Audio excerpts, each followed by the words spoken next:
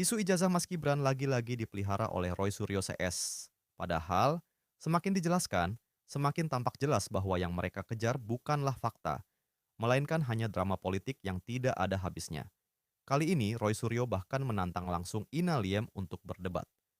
Pertanyaannya, apakah debat semacam ini masih ada gunanya kalau dari awal pihak yang menantang justru menolak setiap fakta yang sudah berkali-kali dibuktikan?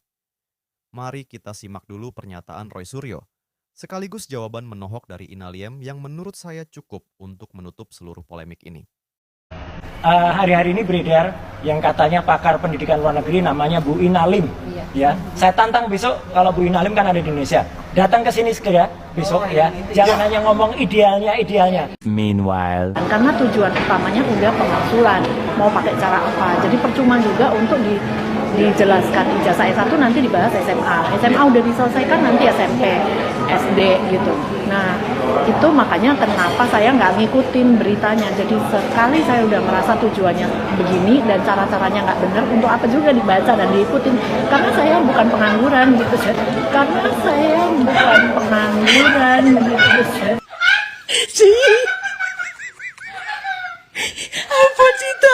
Nah, jawaban Ina Liem ini sejatinya mencerminkan dua hal penting. Pertama, isu ijazah yang dimainkan Roy Suryo CS memang sudah kehilangan logika sehat. Jika seseorang sudah menutup diri terhadap fakta, maka perdebatan apapun akan sia-sia. Seperti pepatah, Anda tak bisa membangunkan orang yang pura-pura tidur. Itulah yang terjadi pada Roy Suryo. Berulang kali fakta dibeberkan, berulang kali bukti dijelaskan, namun tetap ditolak karena yang dicari bukan kebenaran, melainkan sensasi. Kedua, sindiran soal pengangguran dari Ina Liem sangat relevan. Karena benar saja, bagi orang yang produktif, waktu tidak akan dihabiskan untuk menggiring isu yang tidak ada substansinya. Publik juga semakin paham siapa yang sibuk bekerja, siapa yang sibuk berdebat demi popularitas. Jika Ina Liem menolak meladeni, itu justru memperlihatkan sikap dewasa dan elegan. Sebaliknya, Roy Suryos malah makin terlihat seperti terjebak dalam obsesi pribadi yang ujung-ujungnya membuatnya kehilangan kredibilitas. Kalau mau bicara soal debat, debat itu ada gunanya jika kedua pihak terbuka terhadap argumen. Tapi kalau sudah dari awal mentalnya menolak semua fakta, maka debat bukan lagi arena mencari kebenaran, melainkan hanya tontonan ego show semata. Inilah mengapa publik melihat justru Ina Liem yang menang tanpa harus turun ke gelanggang. Jadi ini kembali menunjukkan, semakin keras Roy Suryo CS menggiring isu, semakin tampak pula kelemahan argumen mereka.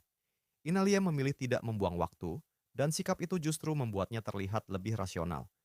Sementara Roy Suryo DKK, dengan segala tantangan debatnya, hanya memberi kesan bahwa mereka haus perhatian. Dan akhirnya, publik pun bisa menilai sendiri mana suara yang berbobot dan mana yang hanya sekadar mencari panggung dengan memelihara isu usang. Itu saja dari saya. Jika ada kekurangan tulis di kolom komentar. Sekian dan terima kasih. Wassalamualaikum warahmatullahi wabarakatuh.